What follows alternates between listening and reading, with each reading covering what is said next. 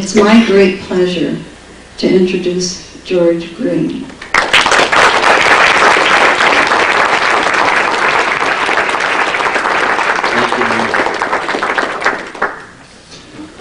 Before we get started, I would like you all to kind of put yourself in a meditative state.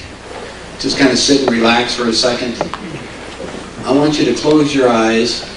I want you to visualize and demand that all dark energies leave our space.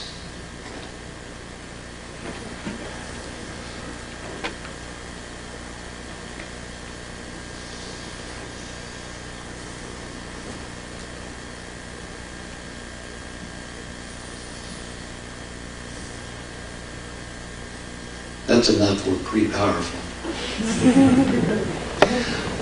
What I'm going to do tonight, as you know, my name's George Green. I was born in Denver, Colorado, for people who do not know.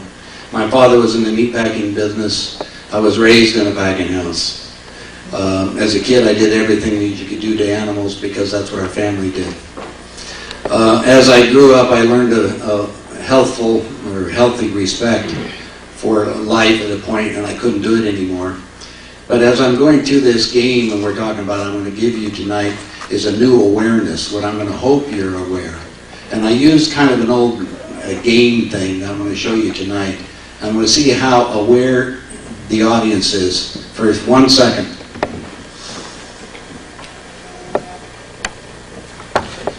Everybody familiar with this? What is it? FedEx. How many in here can raise your hand now and see the arrow in the FedEx? There's only a few of you. EX. It's between the E and the X. Can you see it? And now you see it? Okay, I'm going to put it right down here. Put my arm around it. See, there's an arrow. Right there. Now can you see it? Now a minute ago it was there, wasn't it? But you didn't see it. Tonight I want to try to explain things to you, like what happened when we started out the presentation. Basically, I said to demand that all dark energy leave our space.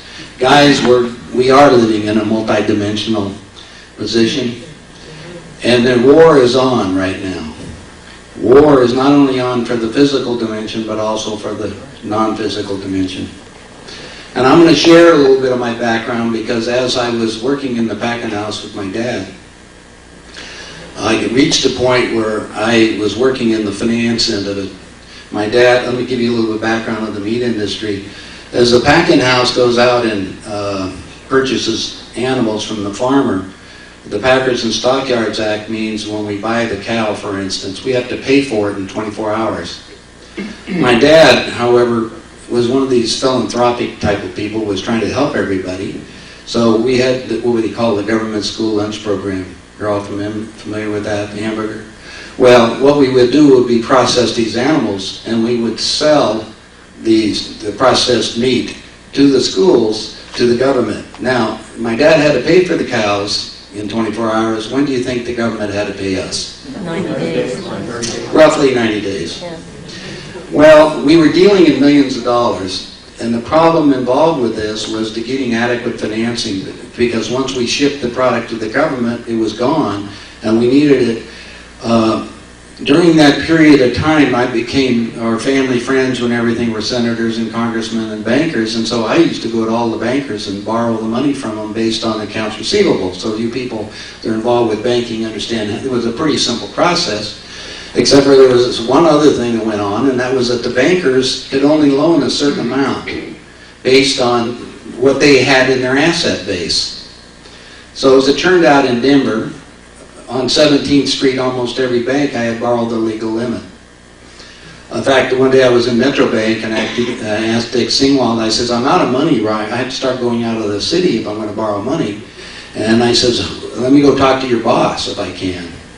And he says, he won't talk to you. And I said, well, set it up. His boss was Marvin Davis.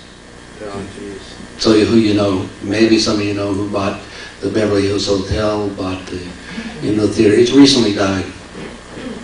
Anyway, I went over and asked to borrow some money from him, and he said no, he wouldn't do it.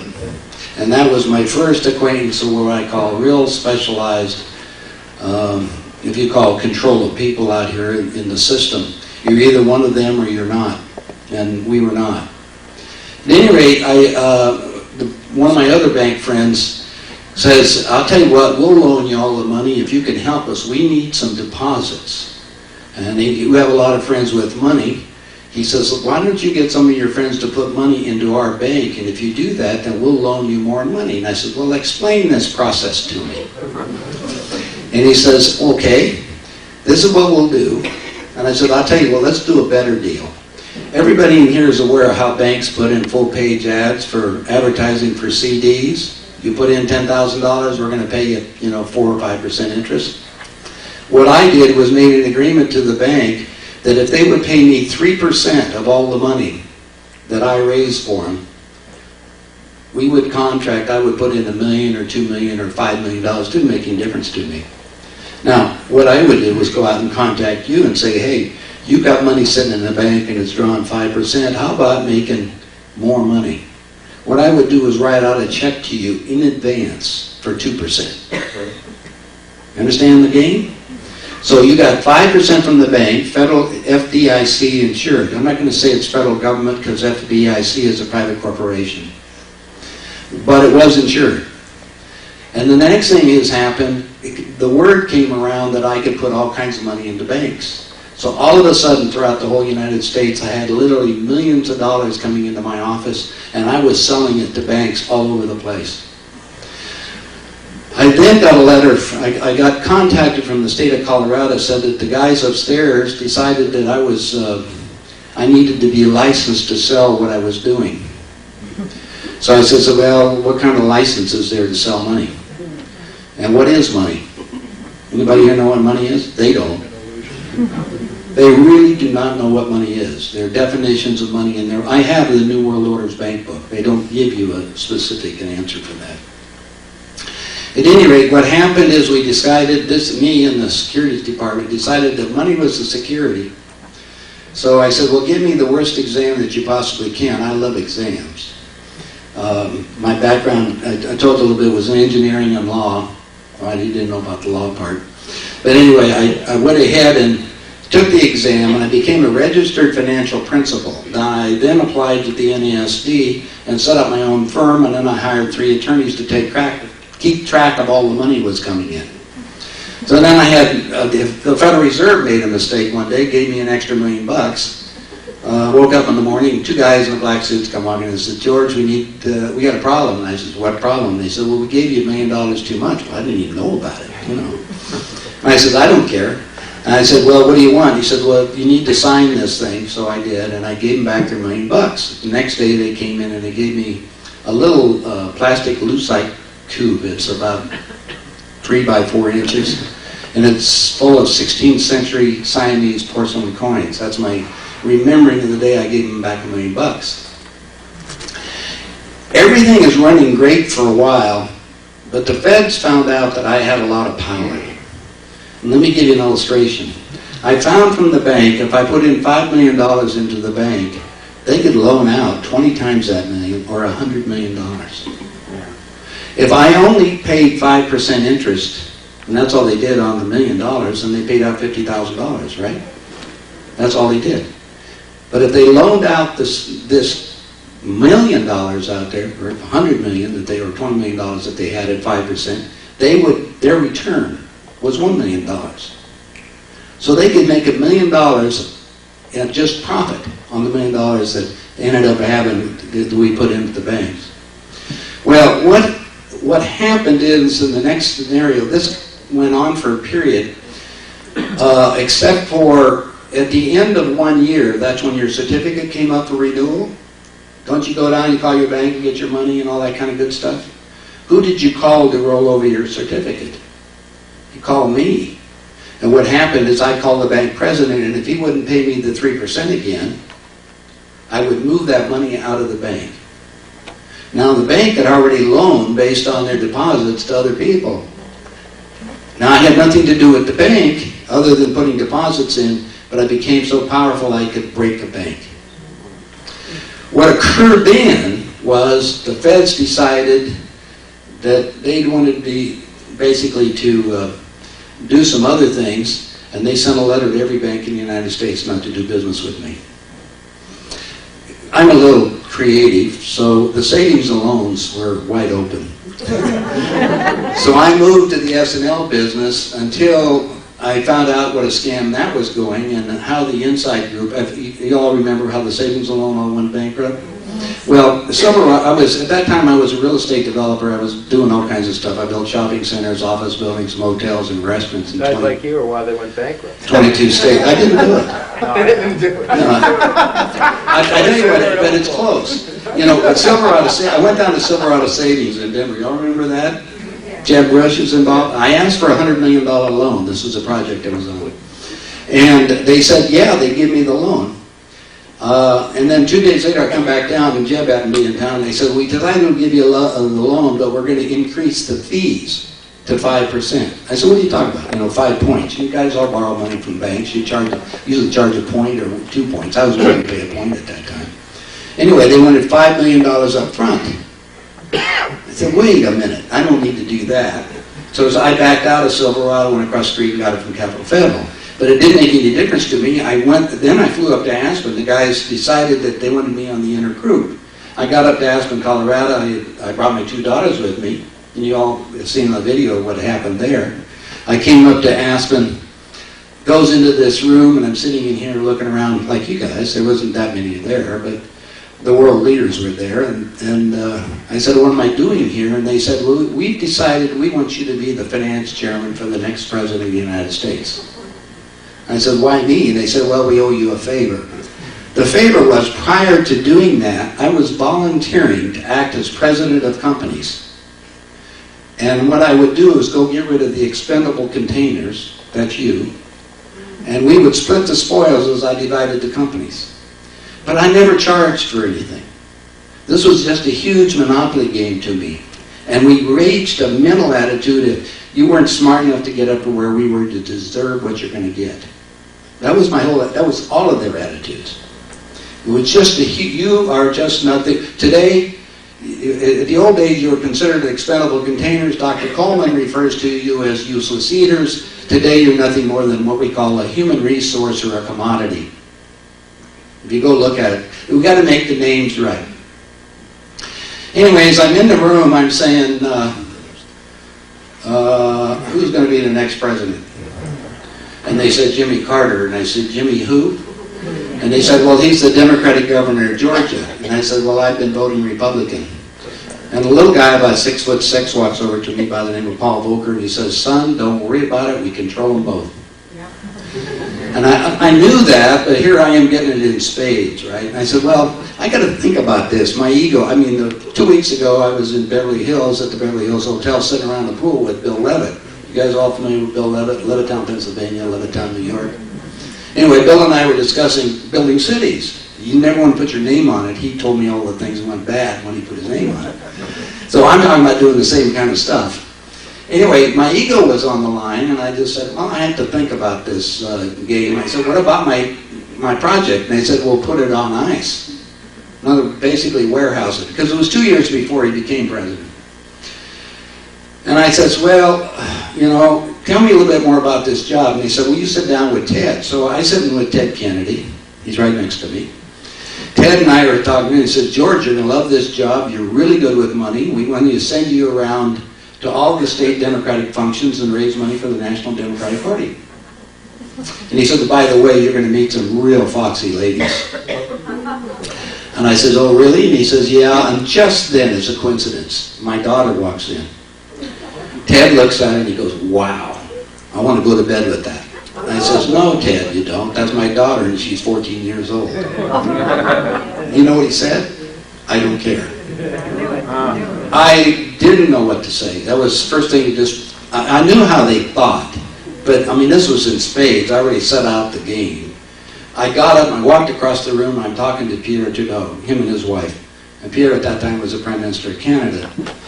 So as I'm talking to them and I'm looking out, the rest of the people in the room, I'm kind of concerned about the obnoxious of Ted, number one.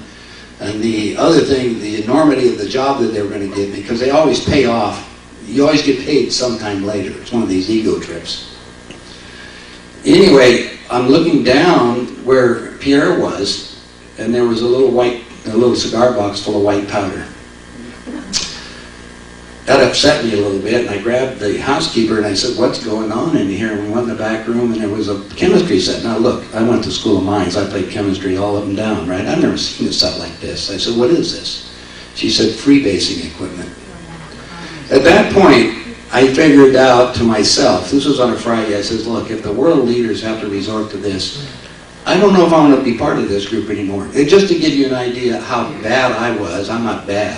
But I had a lot of money or discretionary things. I was partners with the guys that owned Studio 54 in New York. Does that help you? The Fleischmans.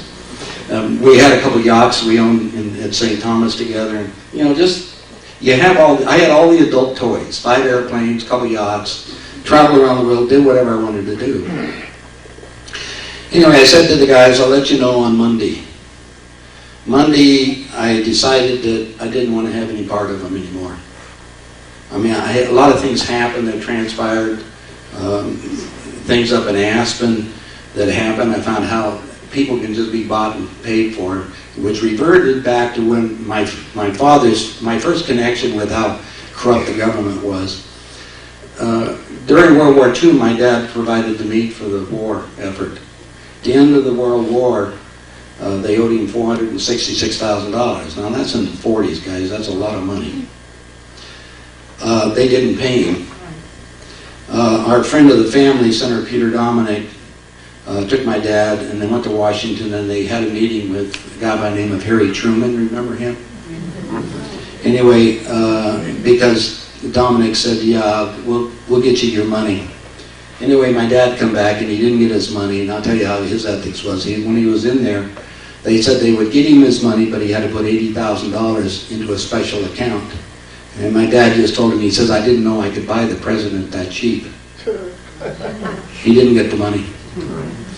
I will let you know that our government is that way today. We have the best government money can buy. And politics is 2 words. Poly means many, ticks are bloodsuckers. Just remember this. And everything I've lived in my experience, so you're going to know what's happening.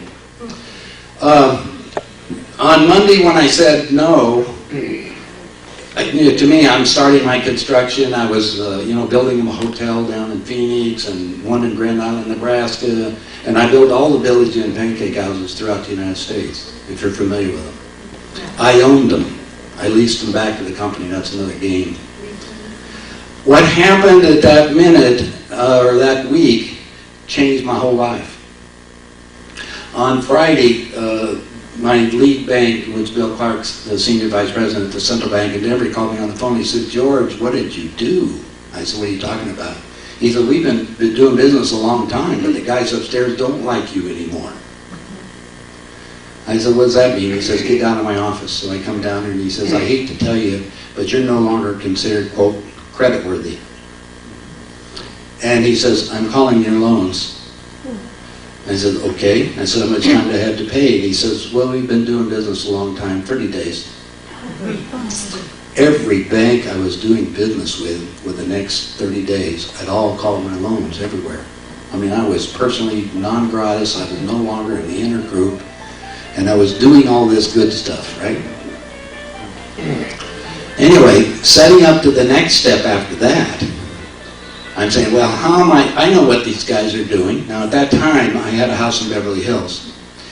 And the first thing I was going to do, I said, I'm going to expose these guys.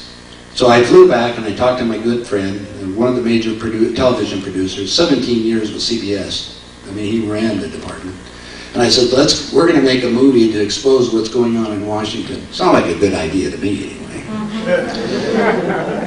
He says, "Wake up, kid, who controls the motion picture industry?"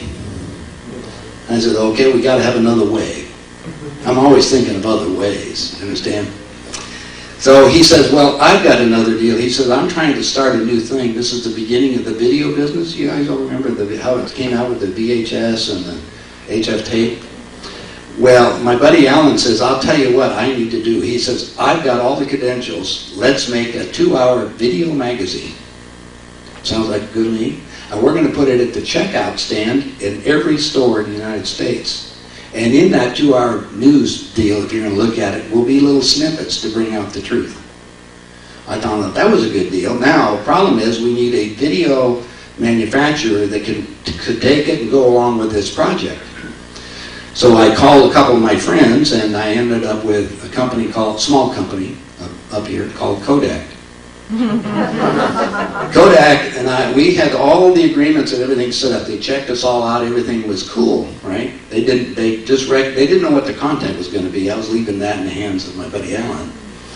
At any rate, that went along real well because, as you remember, the picture business for Kodak has gone down the tubes because of the tapes, and Kodak decided to go in the VHS tape business for a while.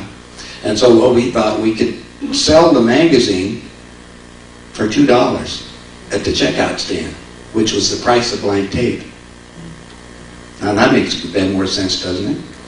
And what the distribution then was everywhere that Kodak was sold. And where would we make the money?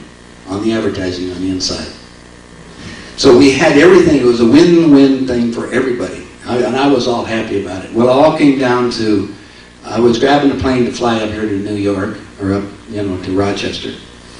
And the day before, Kodak had a special meeting, and the guys upstairs decided to, and I'm talking about the other ones, got to them, and they shut down the whole project, and Kodak went out of the videotape business.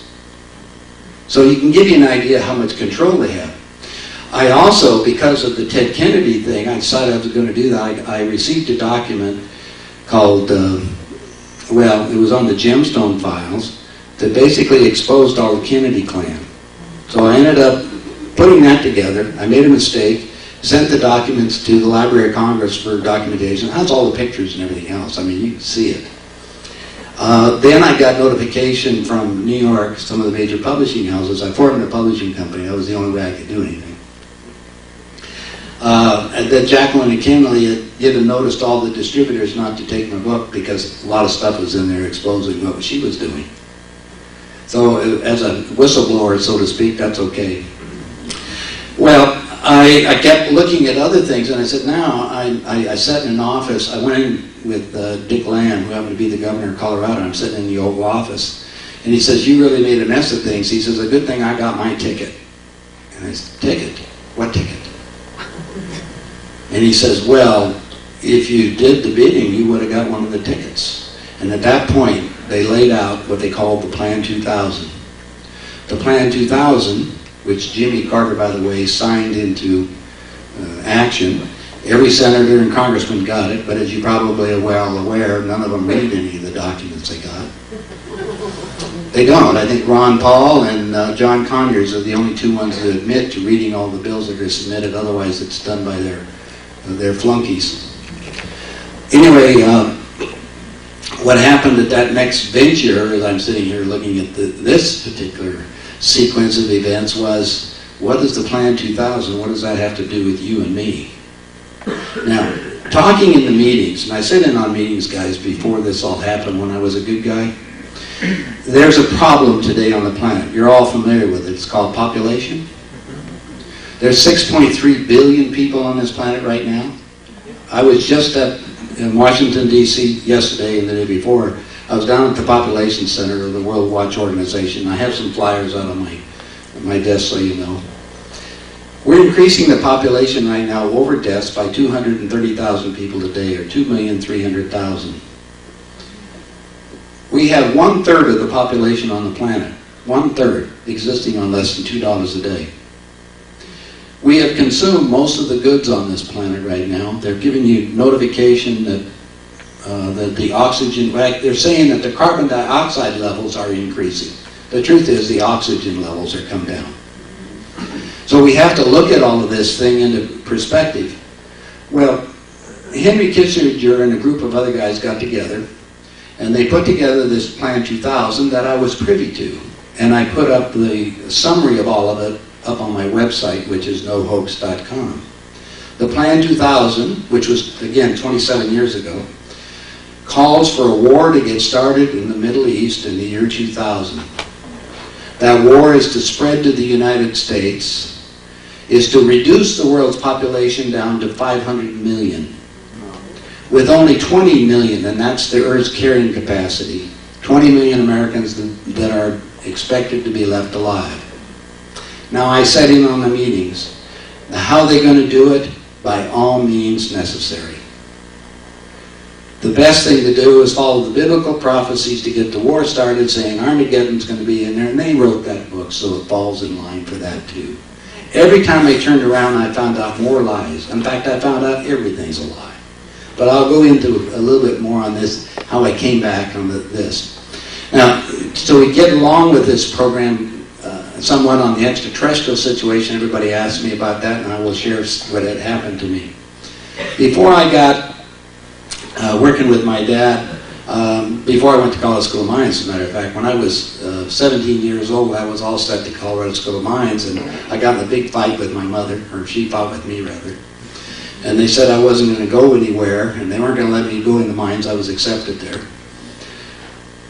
So I didn't know what to do. This was at the end of July, back in 1957, to give you an idea. And I looked around at all my buddies were joining the services. I was personally non grata within my family at that point. So they were all joining the Navy or something else, and I wasn't considered, I didn't want to do that. So I did go down and apply, and the Air Force put up the money, put me in a hotel, and gave me the food until on my 18th birthday. On my 18th birthday, I was in Lackland Air Force Base. I was down there for about 2.5 weeks. I didn't go through basic like the normal guy, merely because my test scores were really high. When I was in high school, it's kind of like my son. He got 8 college credits in physics when he was a junior in high school. He's a nuclear physicist today. So, you know, some genetic planning went in it. Anyway, what happened is that the Air Force then put me through, I went to Chanute Air Force Base, and I spent a year in electronics school. My first assignment, I've been working on all these tube-type radios. Remember the old days? Way back. Anyway, I've been working on all this. This is all the training they had given us. They said all the airplanes had all these things, and first thing they did was send me out to Edwards Air Force Base. Edwards Air Force Base is the Air Force Research and Development Center. That's where it's a crossover base. The civilian contractors make these vehicles, they give it to the Air Force to test. It's the first thing I did is get on the flight line. That's what they do. It's groundwork where you take out the black boxes and you put them in, make sure that they work so the pilot has communications. The problem is that all the black boxes that I worked on didn't exist. They had all these, you know, at that time, transistors and diodes and things that we did not even learn in school. I was asking them, I said, where do you get this stuff? And they said, we have think tanks create all these things. Little did I know, you know, at the same time I was there was a man by the name of Colonel Corso. Anybody remember that name? Yeah. Colonel Corso was in charge of retro-engineering the alien spacecraft technology into what we had. In other words, the crash disk that occurred in New Mexico, for instance, there was 18 of them. A lot of the discs were in good shape. Anyway, I'm at Edwards probably 2 months. It was a week before Armed Forces Day. I remember this, back at the end of August. When it gets to be over 100 degrees out in the desert, they don't want you to work because of possible heat stroke. So they sent me out to work on the X-15 and just landed. The X-15 is a forerunner of the space shuttle. It has skids. It has 2 wheels up front, but it comes in and it just pops out there in the middle of nowhere. The Muroc dry bed. Anyway, I goes out and I did my inspection on the plane, which is nothing more than a rocket. The guy's got to be an idiot to fly it. It's a rocket, you know, it's just, that's all it is with a seat in the middle. However, they gave me a Jeep to run out there, and I had to put 20 miles a day on the Jeep or they'd take it away from me. And I only had about 12 miles on it, so in the north end, there was a couple hangars. I was kind of curious. I already had all the badges on me. I was cleared for top secret. I goes inside this hangar, about the size of this room. And in there, I'm looking at this round silver object. Now, it's as close as you are, 10 feet away. I thought, wow, this is an interesting looking craft. I mean, I've just been working on the F-107. They didn't fly him, but there was a weird bird too, and the B-58, and you know, that type of thing. At that time was really accelerated. So I come back and I ask my commander, I said, when can I work on that round craft? And he says, you saw it? I said, yeah. He says, well, that's an ion-powered craft, designed by Sikorsky, that's the helicopter people, for use in outer space. I could accept that. I said, when can I work on it? He says, you can't, it's still a civilian project. Well, I then went back to my room, and then I went to my buddy, who just happened to be, coincidences, right, the base photographer. So I says, hey, get me some pictures of this spacecraft. And he says, George, what did they tell you? And I told him, he says, that's not true. And I'm, duh. And he proceeded to show me pictures of the spacecraft along with 2 dead aliens. Now, I did not see the aliens, I saw the spacecraft.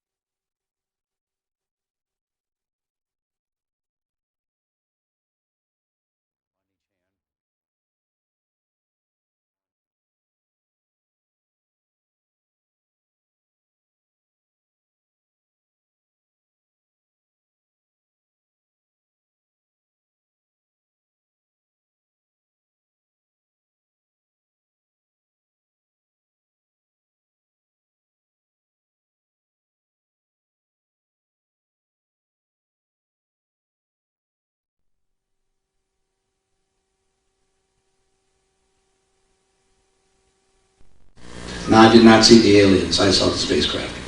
Like I say, that was my first physical experience at that point. And it's not the idea that I didn't consider there may be life in other places. It's the idea is, here it is, I'm being confronted to it, and I was really concerned, why did my commander lie to me?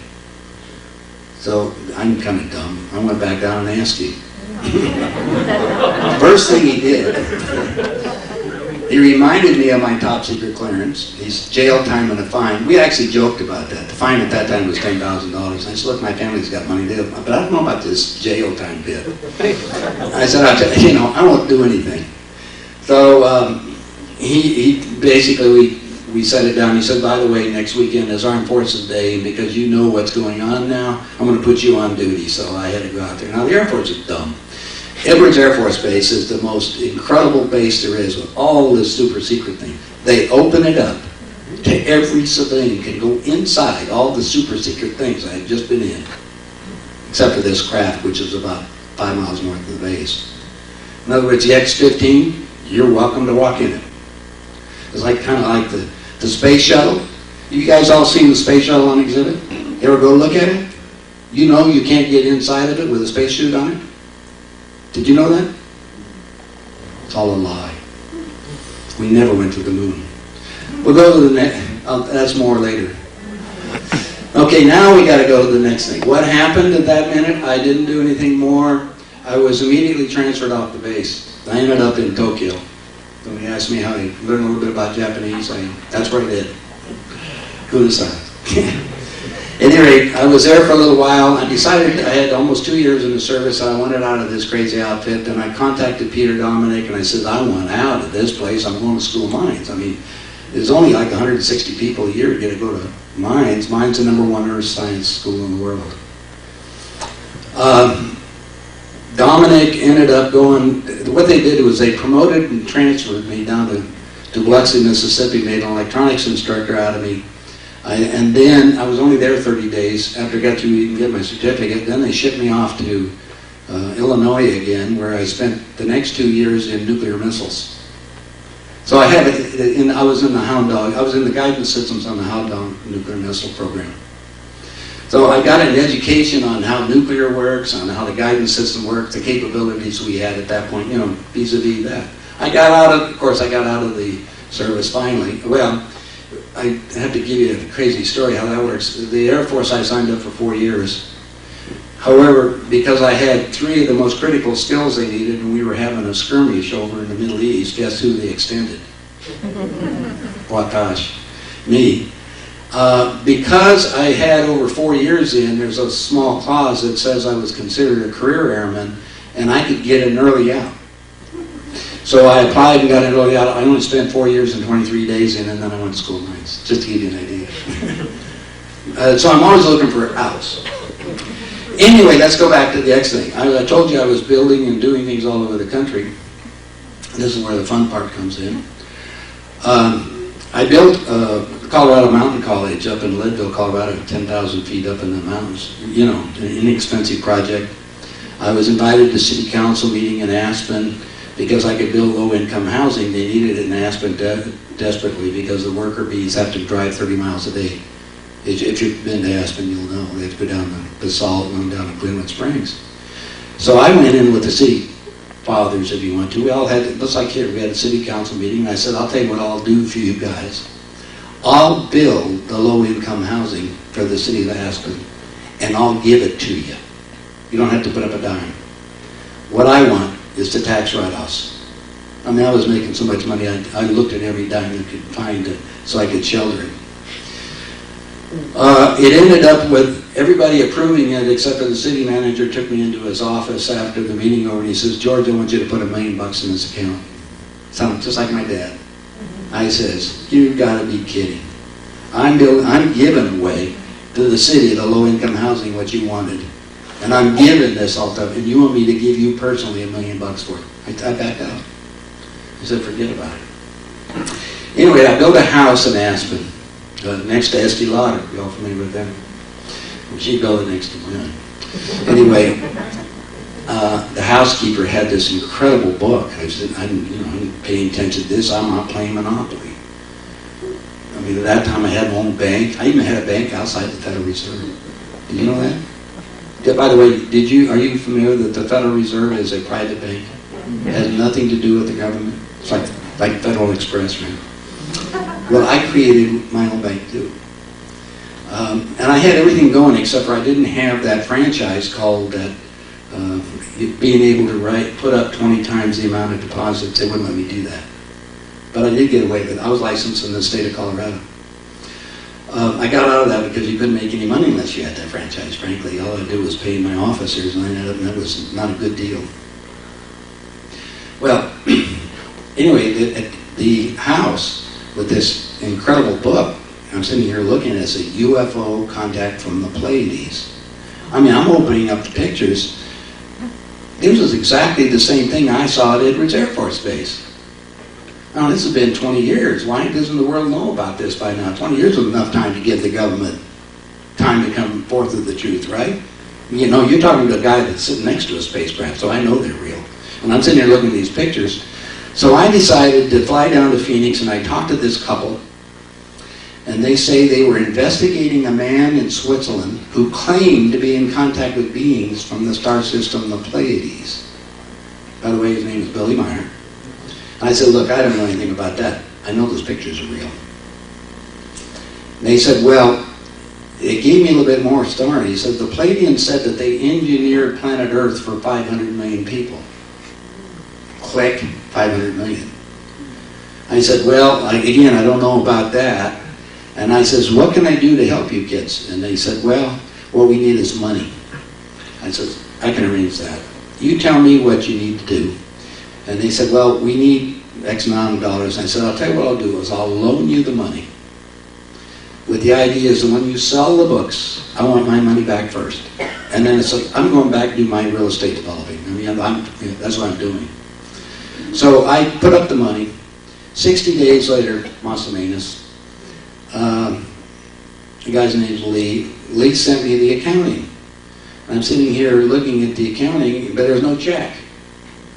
I said, Lee, where's my money? And he says, George, we found out who you are. You don't need it.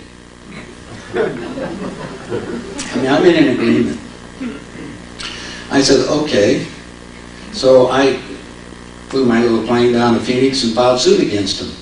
During this 2 months that I've been involved with that material, they were sharing a lot of data with me. It's incredible. I said, I got to find out for myself. So my wife and I jumped on the next plane, and we went to Zurich, Switzerland. rented a little car. It's about a 45-minute ride outside of Zurich. A little town called Hinter Schmidt-Rudy. Hinter behind Schmidt-Rudy. There's some people in here that's been over there. Anyway, I goes knocking on the door, and a young lady answers the door, and she introduced herself as Bruni, and I said, look, I'm George Green. I put the money up for your the publication of your material in the United States. And I said, I also put money into a movie called Contact that's being made. And I says, I've got a lot of questions. And she says, look, we're not talking to Americans, they're all crooks. I said, what do you mean? He said, well, they come and take our materials and our stuff like that, and they're supposed to give us a percentage of what they get, and we never get anything. And I said, well, I can understand that. I said, but you go back and tell Billy the buck stops here. I says, if I get these questions answered that I need to know, I says, I'll provide you whatever is necessary so I can assist you guys, because the information should be given to the planet. Anyway, she leaves, she's gone maybe 10 minutes. Comes back, she says, Mr. Green, I'm sorry. Shirley MacLaine was here 2 months ago.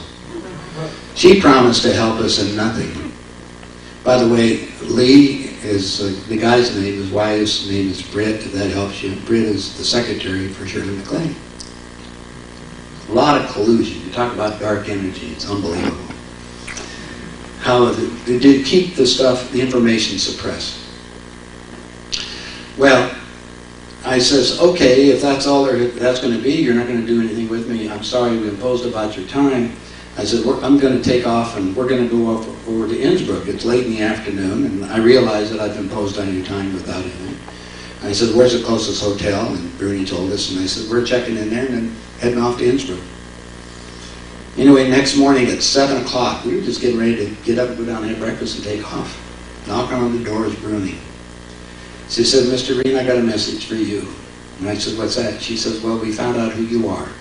And she handed me a 2-page message which was signed by Quetzal, who happened to be the Palladian commander who was in contact with Billy Myers.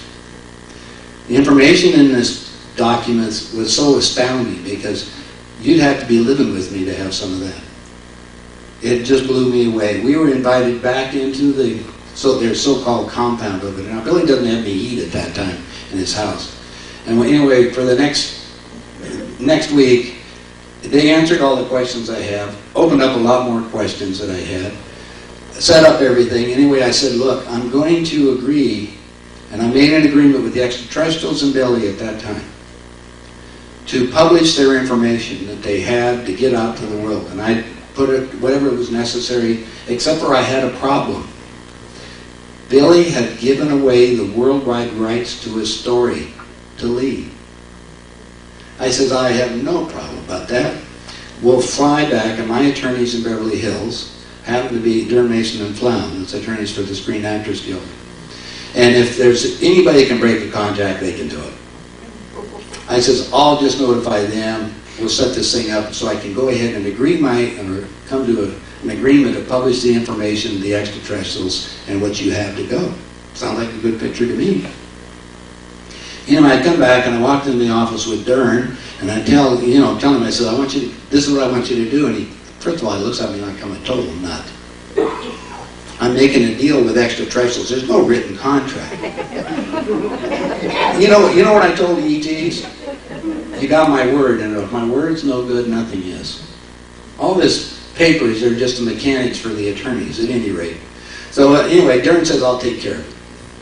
So a month later, Dern calls me on the office and he says, come on over. He says, we got it all taken care of. Hold 1 second.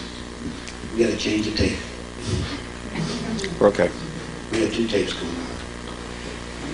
It's a 2 tape. By the way, we're having this video as well as audio tape.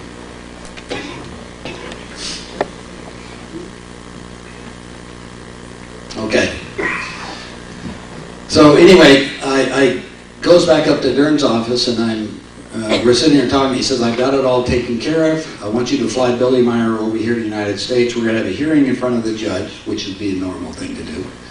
And we'll get rid of the contract that he has with him, and you can go on with his quote, this BS deal that you have with extraterrestrials. I said, fine. So from his office, decided to expedite this thing. I called Billy on the phone. And I said, Billy, I want you to fly over here right now. And we're going to set this thing up. I'll send you the ticket. And he says, George, remember I showed you pictures that I had taken of San Francisco totally destroyed on an earthquake? I saw them. He says, I don't know when the event's going to occur. I know it's going to happen. And he says, I'm safe here. I have 3 children. He says, you're going to have to find another way. And my response back to him, he says, I guess the extraterrestrials are going to have to find another way. So when we left Beverly Hills, I had a little Mercedes, you know, little 450 SLs at that time, little 2-seater convertibles. I'm going down the road, and they had one of their beam ships, and I'm going to show you some neat pictures right now. They had one of their beam ships follow us in broad daylight. This is in Southern California, about 100 yards off, to remind me what I was going on was, it was a real life X-Files. I mean, you have to live through my experience. I mean, it was sitting out there, we kept pointing, I don't know if anybody else saw it, but my wife and I kept looking, and I was playing with it. Because I would take that little SL and run it up to about 120 miles an hour, and it would just, you know, whatever. I thought it was going fast. And then I'd stop, and it just stopped. Well, I'm sitting here, you have to understand, this is on the, I think I was on the 405 freeway. This is unbelievable, we're just playing this thing. Anyway, this lasted for probably a half an hour going down the road. Anyway, after that little escapade, I got involved with some other stuff, and the extraterrestrials we didn't do anything for a while. What I want to show you now is what I had found out. I was so involved with the Billy Meyer story, I said there had to be more truth out there than that. The gentleman that brought Lee together was named Colonel Wendell Stevens. I went down and talked to Colonel Stevens, and he said, look, there's all over the planet. And I said, look, I don't have anything better to do. Let me go down and be a bird dog. I want to go find out for myself. I mean, I got the money to do this. Let's happen. So I ends up in Spain. I was over there with Dr. Antonio Rivera, who's in contact with a group from the planet Umo called Umites. You heard of those? They look just like us, no vocal cords. They communicate totally telepathically. And they were sharing some technology to cure cancer. They're my buddies. Also, Wendell gave me another job. This is a group of extraterrestrials that are plants. They look just like us, but they're plants. They were seeing if they could live with their chlorophyll in their system. They were seeing if they could live with this symbiotically because of our oxygen content being reduced on the planet. By the way, it's about 14%, I understand. And we get down about 12, we're about gone. That's how close it's coming down to.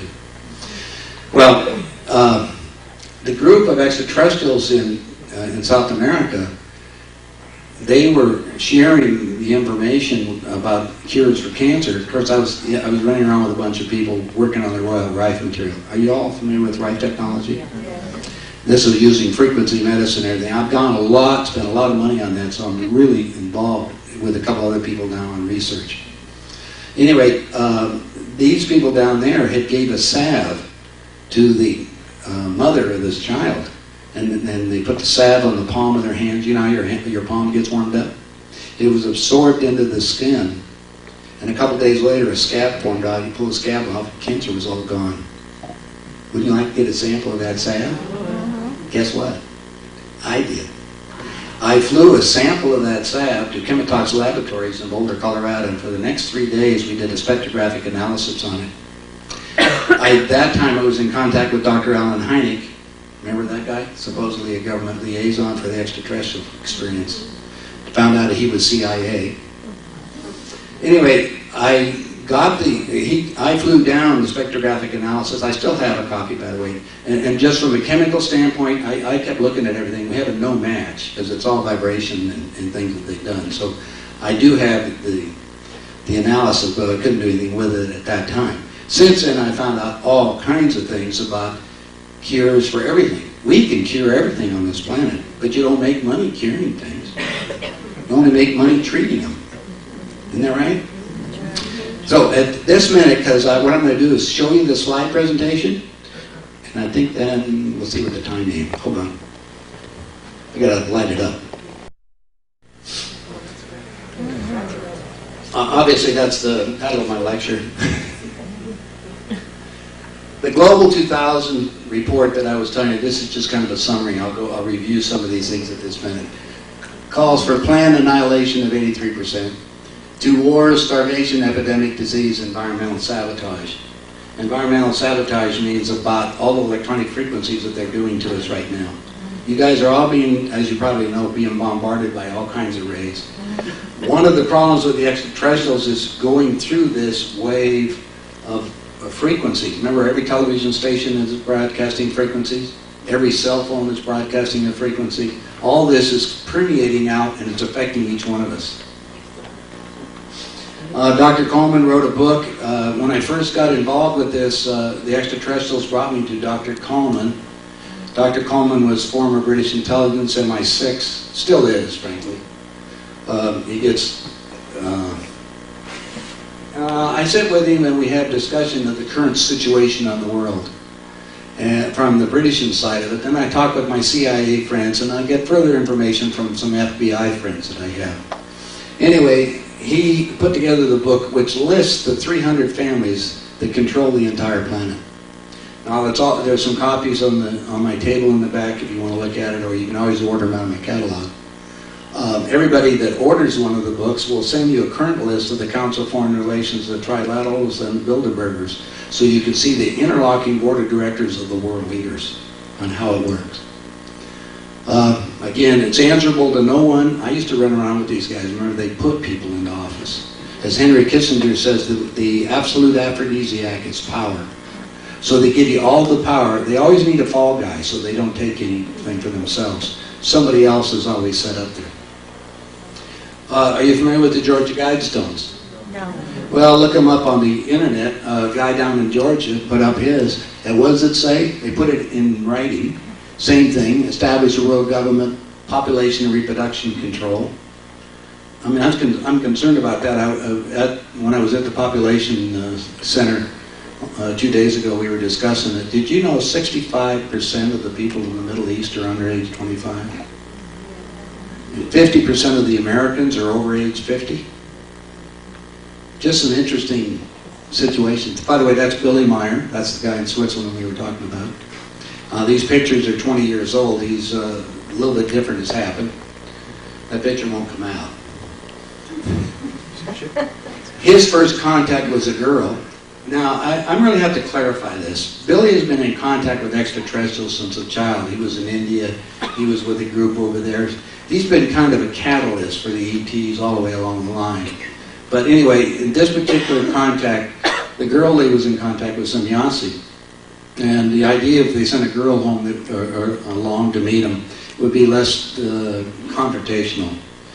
So he went along with that. They wouldn't let her picture to be taken because they walk among us. In fact, I did a meeting like this in California a few months ago, and some people asked me a question. Remember the question and answer deal? And one of the extraterrestrials was in the crowd, and I didn't know it. But I got a letter a couple days later to give me the answer that the people asked me. And I'll share it with you tonight. Billy's has one arm. He lost it in a bus accident. His first camera was one that was an old black and white or little color camera. It was a little less than infinity. The focus was not really great. So the first few photographs that he has, like right here, was taken. He was allowed to take friends with him. He went out to fields with the people, and he would literally beam aboard the spacecraft and be gone in front of everybody. Now that space, as we get better, this craft here is a distant. This is similar to the one I saw at Edwards Air Force Base. This is really what brought me into this game, what we're talking about. That's a different variation. There was like 5 variations of spacecraft. That one's over a little town called Wyla. The French sent up a Mirage fighter, and it locked on its weapon systems to shoot it out of the sky, but the weapon system seized up. Just so you know, if you want to see all these craft moving, I have a DVD out there you guys can buy for $10. It's about an hour and a half, and you can see and listen to Billy and see all these spacecraft literally moving around trees. It's not high quality because it's second generation, but it's enough so you can see what's going on. 7 meters, or about 21 feet in diameter. Junichi, like our team, had been fascinated by the Meyer photography, yet cautious. He had investigated UFOs around the world and never before seen photographs or movie footage this detailed. It seemed too good to be true. Yet when questions arose, there was always another piece of footage to stir the sense of wonder. Close examination of this footage clearly shows the craft moving behind the large tree.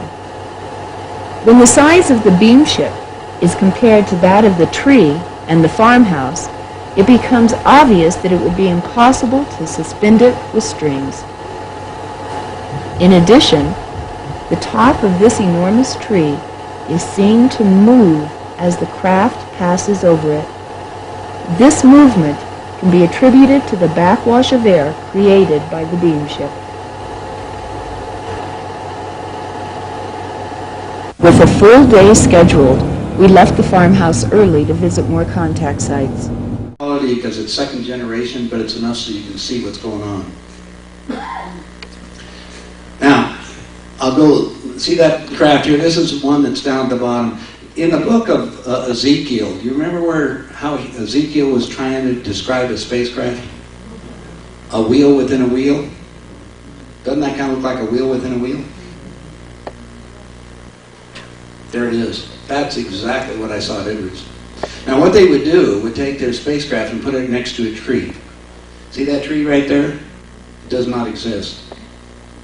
What has happened, there is a certain amount of radiation, and they're very concerned about radiation, that they kept using on this tree. So it leaked into the tree, and rather than cause a potential for you and anybody else, they changed its time. Now, I don't really know what that means, except for the tree's still alive, but it's in another dimension or another time frame. A good friend of mine by the name of Wally Gentleman. Wally Gentleman won the Academy Award for the movie 2001. Remember the Space Obelisk? He's examined all these photographs. And he said, George, I can reproduce them. You give me the money. He said that no one-armed guy in the middle of nowhere is going to do these things. I said, okay. Anyway, they put these craft next to the tree to act as stabilizers. The equipment that they use, and I'm going to show you something. By the way, I did bring, are all of you familiar with free energy motors and all that kind of stuff? I actually brought one for you to see tonight. I like that. We'll do it later.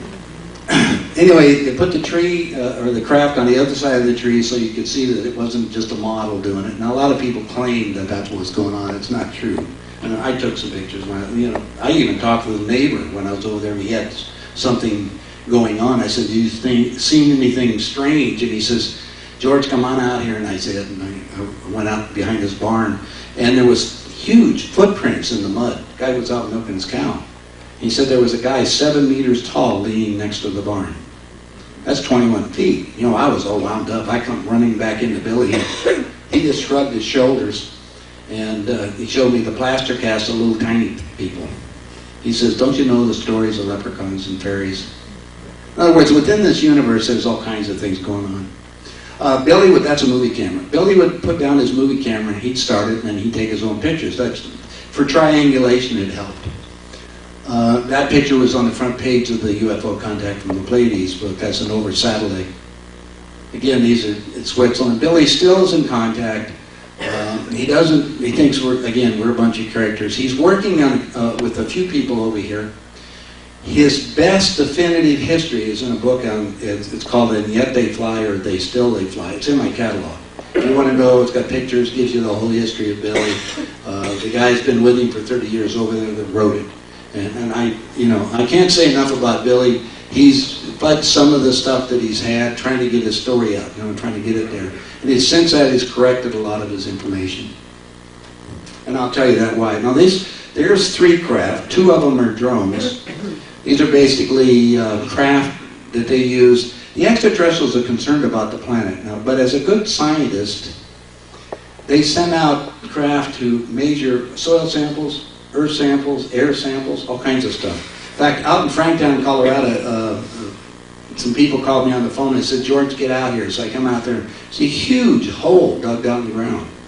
Went down 35 feet. The top of the dirt it's so hot it just melted like lava. I got samples of it. And I further asked later, and it was just extraterrestrials who were taking soil samples. If you're a good geologist or a good scientist, you want to know what's happening to planet Earth. We're going through a tremendous change on this planet. Again, that's I don't know how many aboard that craft, 5 or more people. Their motherships, if you want to call them that, if they need them, can be huge. How many of you have been out looking at the stars recently, looking at the stars that strobe red, blue, and green? Stars do not strobe. These are huge spacecraft. This planet Earth is what we call the show that's going on in the universe. What they're trying to do is figure out if we will wake up to change the ending of the story that's being written for us. And that's what it is. Now, this particular shot, as you can see the sun gleaming off the side of the craft. There's one of them where you have the craft on top, a little drone underneath the side, just to give you an idea of how the pictures are done. And again, it'd be hard to recreate these things. But today you can. Now here's the fun part. I took some of these pictures. When I was there, Billy was in contact with, again, the extraterrestrials. They have a weapon. Now, in the universe, there's a rule. It says, "Thou shalt not murder thy fellow man in thought or deed." We shorten it down to "thou shalt not kill," but it doesn't cover enough, right? However, if somebody attacks you, you have to protect yourself, right? If you don't, that's suicide or self-murder. That's also against the law. Now, they go into great details about that, and I was kind of fascinated about it because of people that go committing suicide. They don't. All you do is get rid of this body. You got to come right back. Anyway, there's Betty with one arm, and here's this little gun. I call it, the laser gun. That's one of the extraterrestrials. Wouldn't allow her face to be shown, but that's one of her space outfits. But there's the gun again. The detractors didn't like this picture because the end of the gun is about the same color as the fence that Billy just painted, but that's okay too. Again, as you can see, the outfits that they had were space-wide. I have some documents. I'll tell you how fast they travel and what they do, and they say it's pure mechanics, and they give us a lot of information about it. That's what that gun does. Pretty powerful, huh? By the way, I took that picture. I was allowed to take 3 pictures. However, I fudged. The 4th picture I took was on us. They had a limb that was about 30 foot up, and I thought, that's pretty good, Billy. This was straight across, but this limb was up there. I'll get a picture of that. The 4th picture didn't come out. I had a full row with 36 film. And number 21, 22, and 23 are perfect, and 24 is totally blank. Another universal law. Yeah. Better listen to it. Well, and then my friend, Dr. Jim Deerdorf, he's a professor at the University of Oregon, an astrophysicist. He went over there, and he got permission to take pictures, and he did exactly what I did. But on the 4th picture, his camera jammed. This is just to get you involved in understanding you're playing with things that are a lot different. See that? So that's just, all I'm doing is to show you the capabilities they have, and they have many, if you want to call it weapons, but they're all used in defense. Again, they have to follow the same rules. What we put out, we're going to get back at some point. Now they land, they cause, if you look carefully at these patterns in the grass, 2 of them are going one way and the other one's going the other way. That led to me saying, well, wait a minute, if it's doing that, then they're setting up some kind of frequency pattern that's totally different. So I'm going to show you some more things, because that's how we put together a little magnetic motor that runs without wires. Now, you've all heard of the crop circles. Crop circles have 2 purposes. One, to make you ponder that there's something else going on this planet. The other thing is the extraterrestrials have been given permission to stabilize the planet. The planet is due to flip on its axis about the year 2012. So the purpose of they have the twofold thing is they are at certain power points throughout the planet, they're in every country, and that is to basically keep us in balance prior to this supposedly flip. Again, hoping that we will wake up and we have the ability to change it. We, all of us, you and everybody that's here. What happens is the grass dies out, see it? Comes back the next year about twice as thick. That's landing, this particular spacecraft, I'm going to show you real close-ups in a second. It lands, the power just melted all the snow. This is, again, in the back, or the front yard of Billy's house. That's Billy's house in the background. He has Dobermans and also peacocks, because they make a lot of noise to keep all the strangers away. These pictures you will not see. I got these abilities, I figured they were the most important pictures on the whole thing that he had over there.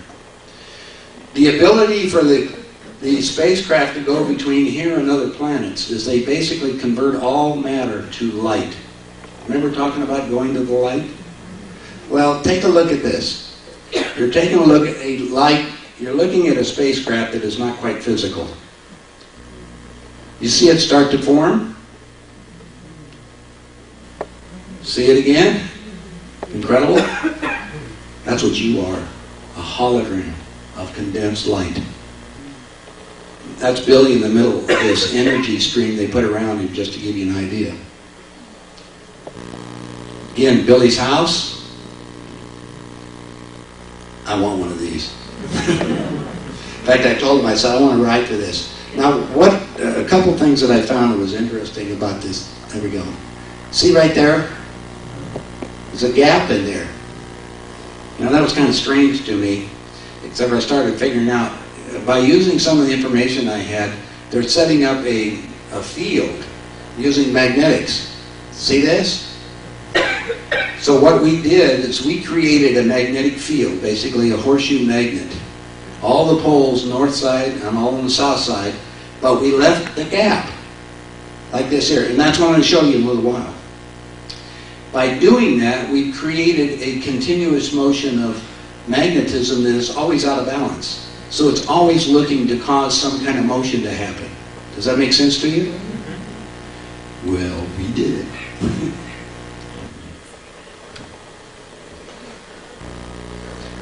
Again, there's a spacecraft starting. And remember, well, you can't see him right now because it's not bright enough in here. We'll go to the next one up.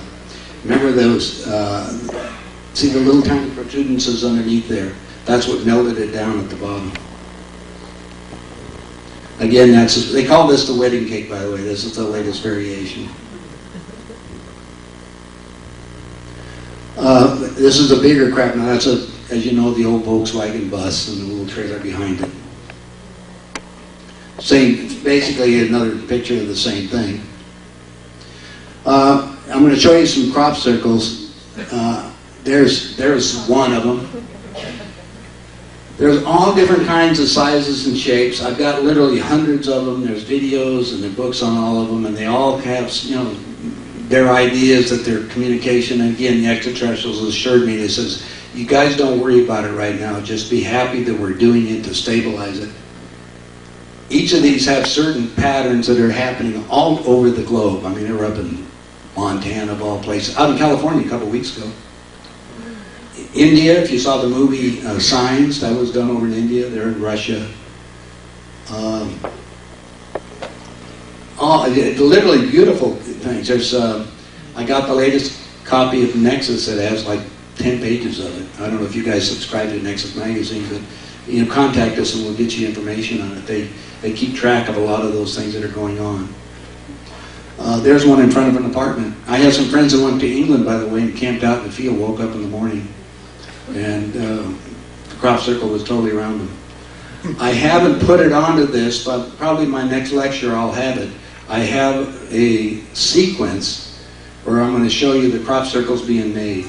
There are footage showing small white spheres hovering over the fields where the crop circles have appeared. In the documents showing these objects, there is one that has caused a stir-up. In it, one can see some spheres flying over a wheat field, and in a few seconds, a pictogram appearing similar to a snow crystal. The footage was recorded at 5 a.m. of 11th of August 1996 by John Wabley, an English UFO enthusiast of the crop circles phenomenon in proximity of Oliver Castle in England.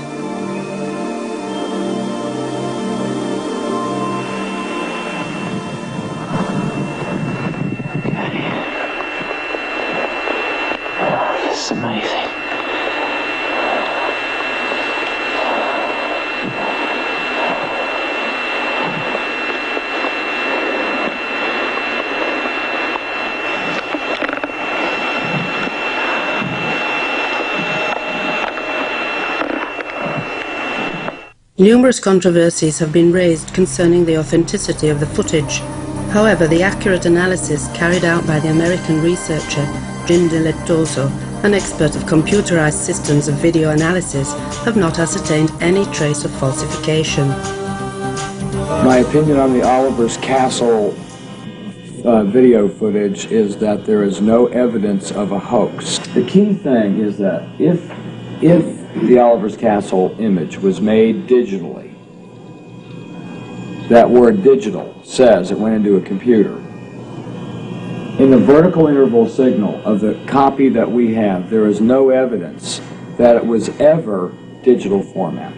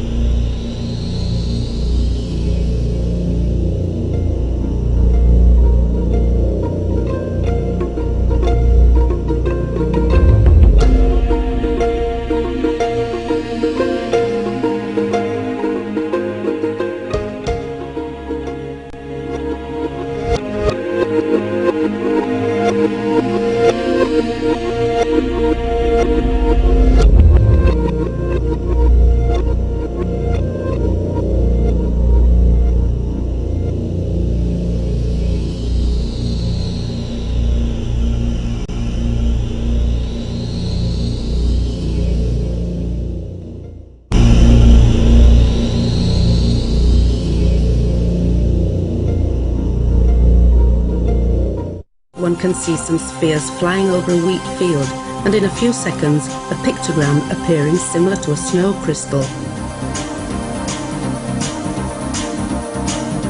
The footage was recorded at 5 a.m. of 11th of August 1996 by John Wabley, an English UFO enthusiast of the crop circles phenomenon in proximity of Oliver Castle in England.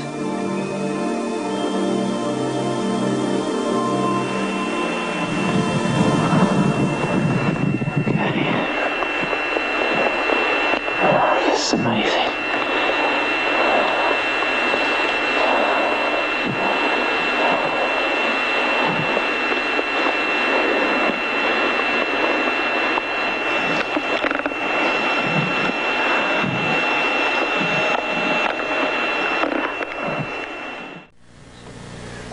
Obviously, the handbook is where most of you people should have it. I'm sorry you don't have it. The ones are going to do it.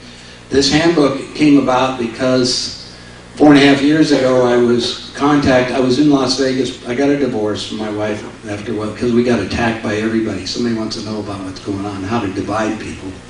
I kept bringing my wife in and have her go through depositions, and that was an emotional thing that she just couldn't take, and it was smarter that we just departed and got away from the fire that I was taking, because I really step on a lot of toes.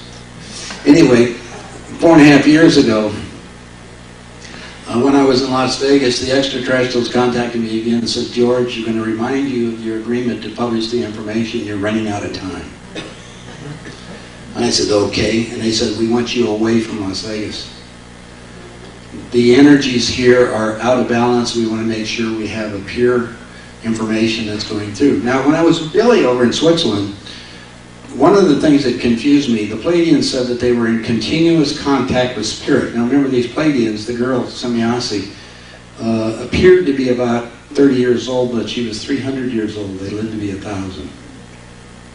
They claimed that we're their descendants, that we were created as their warriors, most of us.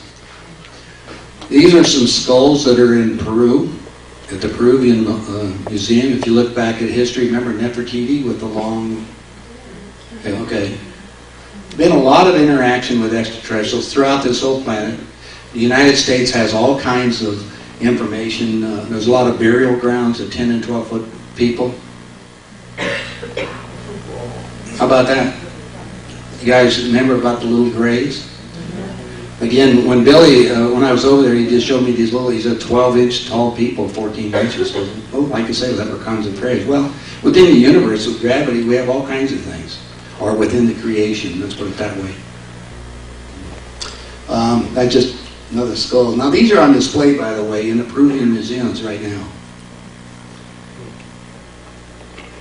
A lot of people have examined them. There's a lot of extraterrestrials. You've heard about the plains of Nazca down in Peru. There's a lot of remains of a lot of extraterrestrials that are around there. They're still visiting. I actually have a friend in New Mexico that has a ranch out a little west of Taos, and they sit in the hot springs watching the spacecraft grow into the mountain. How's that for a bunch? Now, probably the next thing is going to be the most controversial of all things. I got to go back to where I was at and what's happened to me. When I was 14 years old, a friend of the family, got all these friends of the family, by the name of Dr. Walter Moyer, he was on the team of doctors that dug up the Dead Sea Scrolls. There was this group of doctors at the Denver Museum of Natural History, and they were his friends. Anyway, he invited me to go over to the Middle East and help dig up things with him, and my mother wouldn't let me go. I guess that's one of the reasons why I travel around the world right now. If I can't do it, I'm going to go do it, you know. Anyway, Moyer come back and he says, when I'm 14, he says, you know the story they tell you about, you know, the crucifixion of Jesus and all that? And I said, yeah. And he says, it's a lie. And I said, what? Can't be. He said, yeah. He said, I'll tell you about that. He says, at that time, they were crucifying everybody. And everybody didn't die. And he said, but they didn't know what to do with him. By the way, his name wasn't Jesus. It was, and I'll show you in a few minutes. Jesus was a nickname given to him by Saul of Tarsus, who changed his name to Paul, who was responsible for most of the New Testament, just so you know. Anyway, when I was with Billy handed me this document called the Talmud, or the Teachings of Emmanuel. Emmanuel. Interesting? Now, I took 4 different Bibles that you can go to any Bible bookstore and see exactly what we're talking about. The 4 Bibles that are most common are, well, Geneva's the old one. That's where the King James was taken away from. By the way, King James, let me ask you a question. Is anybody in here accept a Bible that was authorized by Bill Clinton? Would you accept a Bible that was authorized by Bill Clinton? No. Did you know our presidents, none of them take the King James Bible? They get a Thomas Jefferson Bible. Now, who is Thomas Jefferson but a Mason? Illuminati. But anyway, I decided to go look and see what's going on. George Lomsa now, he said, I'm going to do my translations, and he went directly from the Aramaic into English. By the way, what did he say? The name Jesus, look at it, every one of them. And I like the New Living Bible. What does it say? So which one's right? You understand what the problem is when you're doing translations? Here, this is any Bible bookstore, so if you left some confusion, doesn't that look there? It's kind of interesting since Saul of Tarsus gave him the nickname Jesus.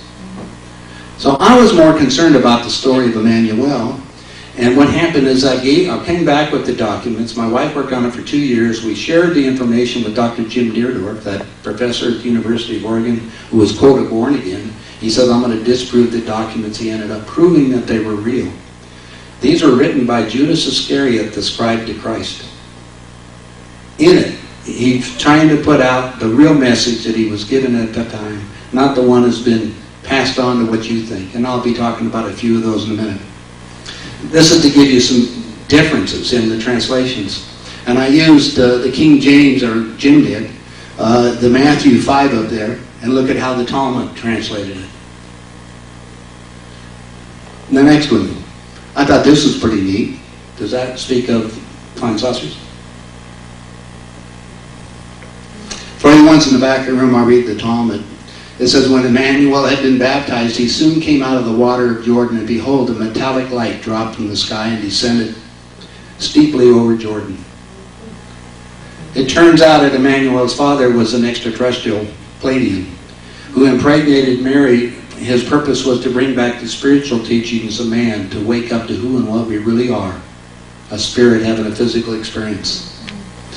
Here's the Talmud's translation of a two-line in Matthew. It says, he rose and took a child, and they departed to Egypt. You all remember that story.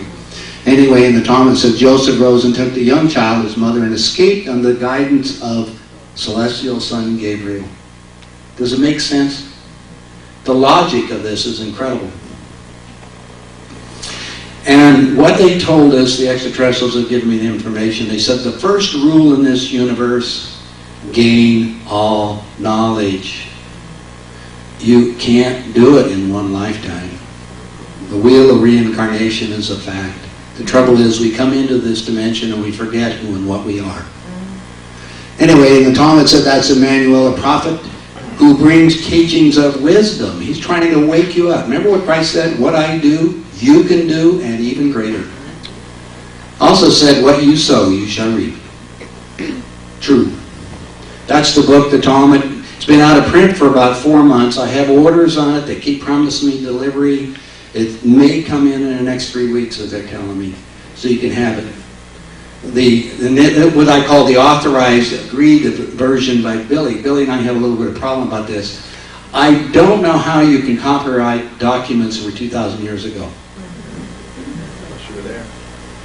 Well, he even didn't have copyright, let's put it that way. Well, when we come back, the argument was that in order to print the book, we had to do his translation, the Schweizer Deutsch, or High German, on one page, and then do the English on the other. So that's where you get it.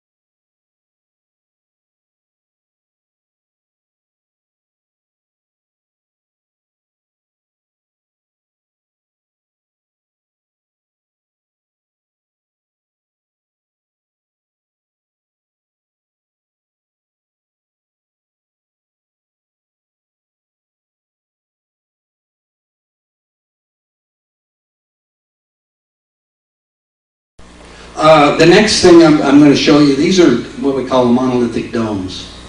Now, as a builder, I spent an afternoon with a guy by the name of Bucky Fuller. Remember him? Also called Buckminster Fuller. Bucky and I were arguing about we argued I told him his geodesic was a piece of junk. And the reason is, as a builder, the worst place that I have in building any kind of project is the seams. Remember? You go look at these beautiful windows over here. Where the seams are is where your leakage is. And that's the hardest thing to seal up. So anyway, I told Bucky we have to do a one-form flow. And a couple of guys and a bunch of potato growers up in Idaho, David South, were building underground potato storage when the foam started coming out. Remember all the foam stuff? And they decided they're going to start building houses of them, and they got these balloon material. They blew up a balloon. Now, I'm one of these people to find out for sure, so you're going to see. I went down there, and I built one. Actually, I built 4 of them since then.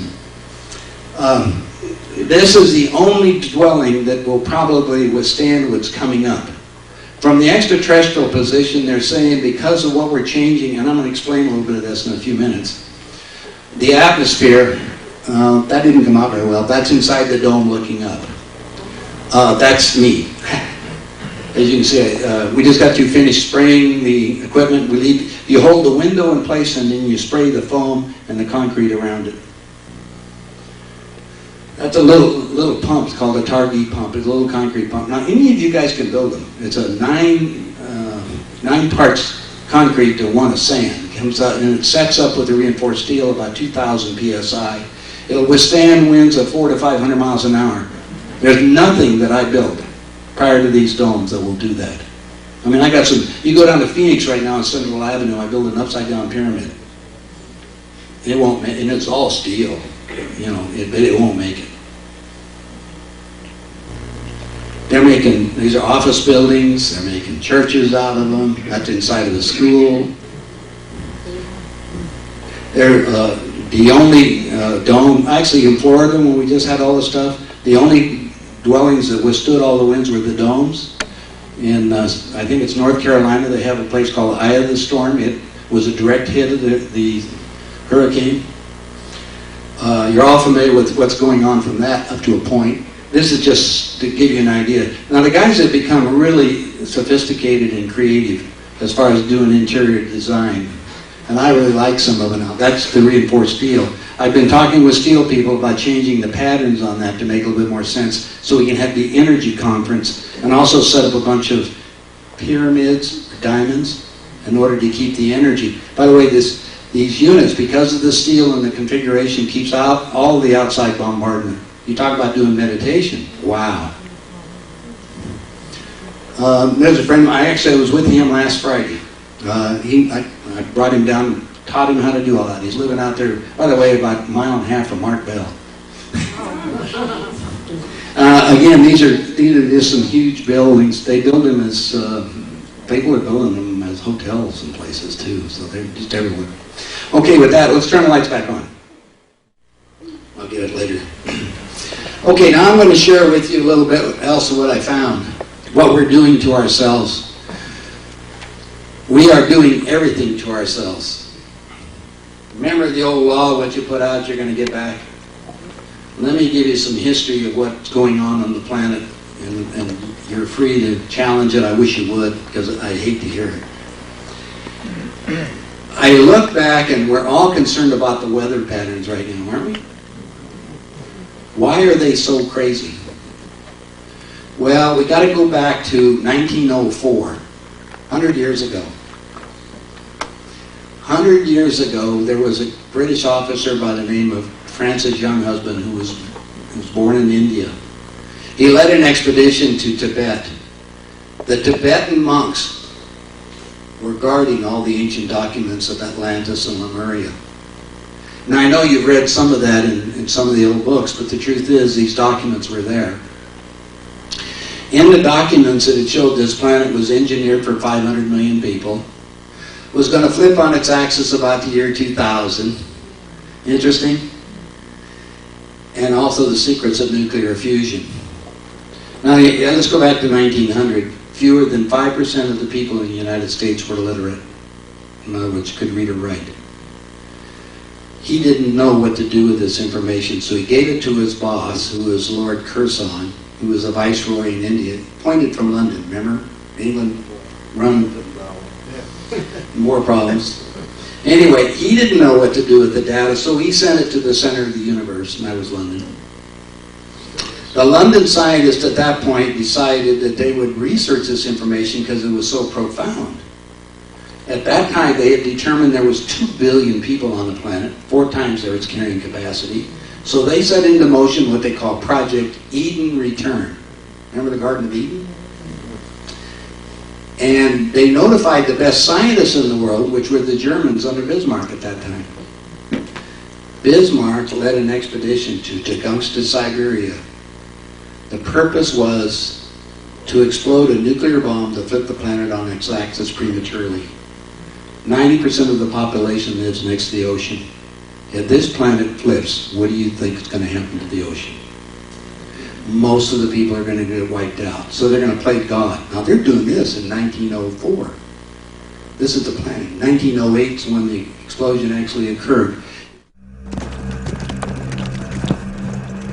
Shortly after 7 a.m. on June the 30th, 1908, in the cold vastness of central Siberia near the Tunguska River, farmers, herdsmen, and trappers watched in awe as a round and cylindrical object, glowing with a blinding white light and a fiery tail, streaked across the morning horizon. At the time, the object was 6 to 10 kilometers above the ground, directly over a desolate region of tundra and pine forest.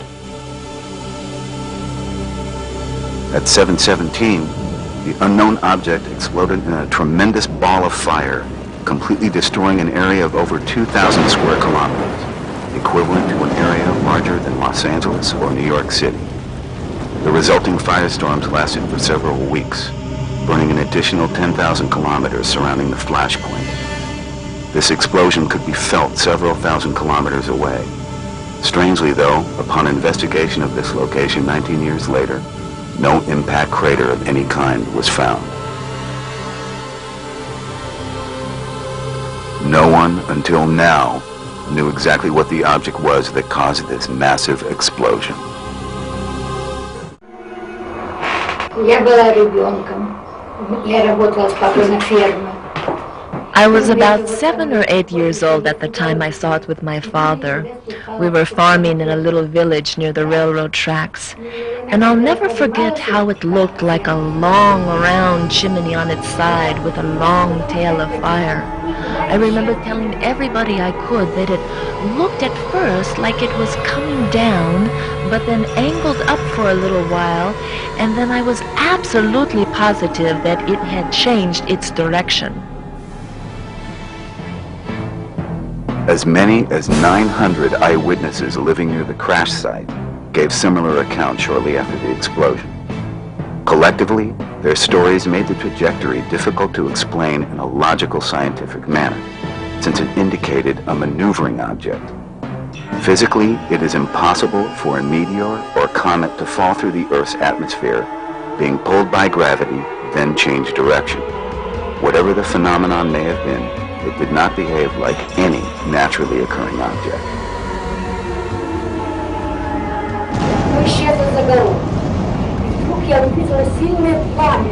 It disappeared over the next mountain ridge. And I remember like it was yesterday, how a few seconds later it seemed like the entire world ended. There was a flash that filled the entire sky, and it was like the sky opened up and split in half. I put my hands over my eyes and I could see the bones in my hands.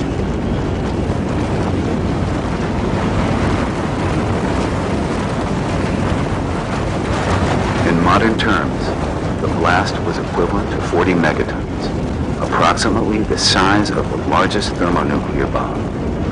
The explosion was so massive, it was over 2,000 times the explosive power of the atomic bomb dropped on Hiroshima on August 6, 1945. In addition, many people living near the explosion site were reported to have died of an unknown illness, showing symptoms not previously documented in that region.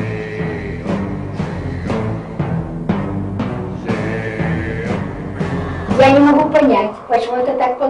I could not get over the fact that so many of my friends and family were getting sick, and many of them died when still young.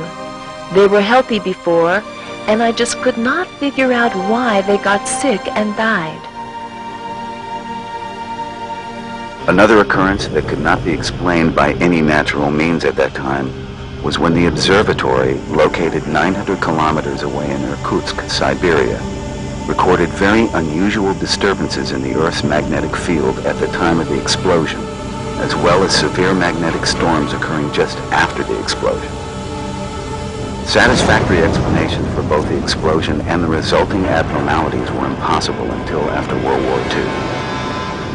Following the atomic bombings of Hiroshima and Nagasaki, aerial photographs of these cities were compared with aerial photographs of the Tunguska crash site. They were surprisingly and stunningly similar, with the notable exception that the Tunguska site was tremendously larger by comparison. In addition, people living near the two bomb blasts in Japan exhibited identical symptoms to those from Tunguska. Many experts came to believe that the people who died of the strange illness near Tunguska did so as a result of radiation poisoning. So they're going to play God. Now they're doing this in 1904. This is the planning. 1908 is when the explosion actually occurred. They miscalculated because the calculations were based on the sun coming up from the east that they used and setting in the west, but the planet had flipped before. When I went to School of Mines, you go outside the back door, or in geology class, you're measuring magnetic flows. You can see that we've done it. You know, that's a sea coast at one time, at 6,000 feet. Just to give you an idea how these things change. Anyway, the Germans kept this information pretty secret, except for, I have documents in 1938 that they were selling nuclear enriched uranium to the Japanese in 1938.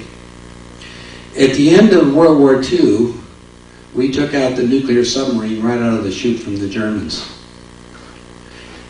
We were also, Hitler, have to understand, Hitler was being financed by Prescott Bush, or that was one of his deals we were going on. And the scientists were sharing a lot with us, and what did we start doing? We started doing above ground nuclear testing. So did the Soviets. So did the Chinese. And the extraterrestrials are very concerned about it because of what it's doing to all of us. There's a Dr. Gary Gibbs, a guy in New York, contacted me a few years ago.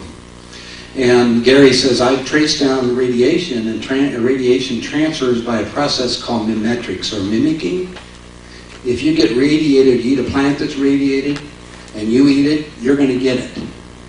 Now, we don't want to tell you guys, but most of the herbs that you get right now that come into the United States are radiated. You don't kill any bugs or anything, you just radiate them.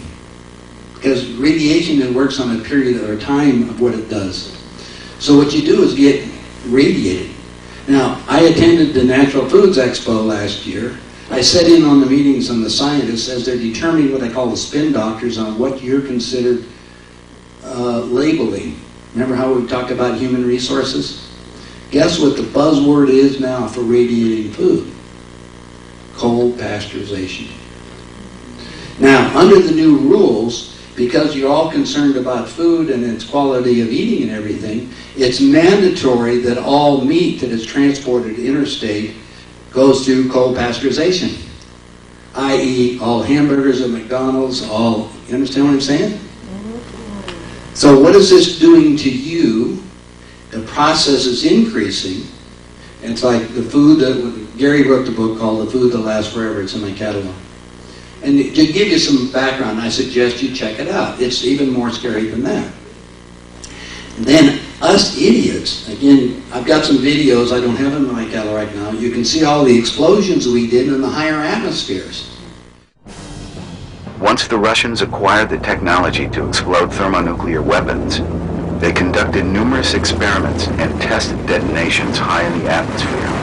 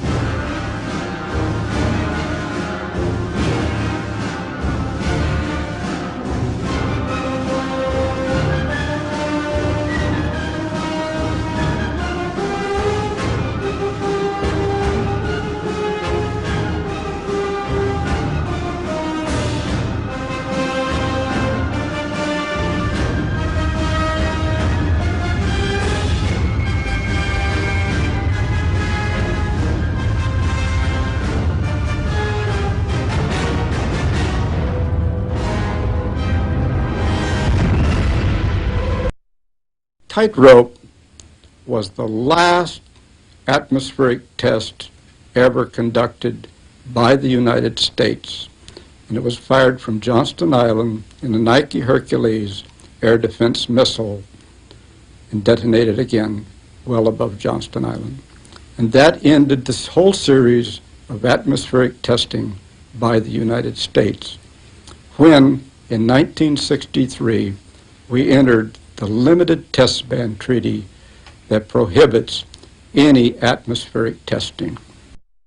I've got some videos, I don't have them in my catalog right now. You can see all the explosions we did in the higher atmospheres. Now, what has the atmosphere done? We have areas around the planet that protect us from gamma rays and ultraviolet, right? What do they call that? Ozone layer. However, radiation has cut holes through the ozone. It's not the CFCs down on the ground. It's the radiation we put up there. How many, are there any airline pilots here? Next time you get in an airplane, ask the pilot why he has a radiation detector. Everything above 36,000 feet, the pilots are starting to affect the gamma rays and ultraviolet are coming down. What's happening is that the radiation is coming down now, and we're killing off 1,000 life forms a day on the planet, including the largest oxygen producer on the planet, which is the plants in the ocean. What color do plants go when they die? Brown or black? And what happens when the sun hits something brown or black? Warms up. Heats up, and what's the oceans doing? What happened? Did they just announce this last week up in the Arctic Circle? It's melting, first time in history, right? But remember, that's just the first thermal barrier. So when you have the ice melting, and we have tropical fish in Alaska. First time recorded a few months ago, what did we have? A hurricane in Brazil. That's an impossibility. Because the guys when we were talking about, oh, look, I sat in on meetings when we were talking about using neutron bombs on the major cities in the United States. Neutron would leave all the buildings intact and get rid of the expendable containers. Their plan was if they start the nuclear war in the northern hemisphere, they're going to be safe. Because in Pine Gap, Australia, they built a huge underground facility for 35,000 of the so-called elite. David Rockefeller's team. Interesting. Do you want to change? Because they think they're protected. 35,000 of them, like I say, my old governor buddy who had his ticket, he thinks he's going to be one of the ones over there. There's tremendous nepotism within the group. Aren't you going to take care of your family and everybody else and put your friends in office and all that? It's just a natural thing that's going on.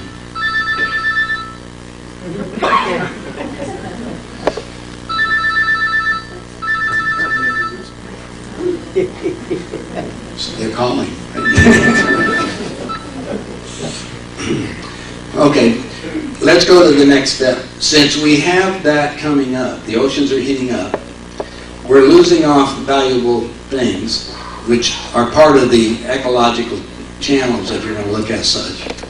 And we're killing off 1,000 life forms a day, including the bees. You're familiar with all that, to provide us honey and do all the changing of that. This is throughout the planet.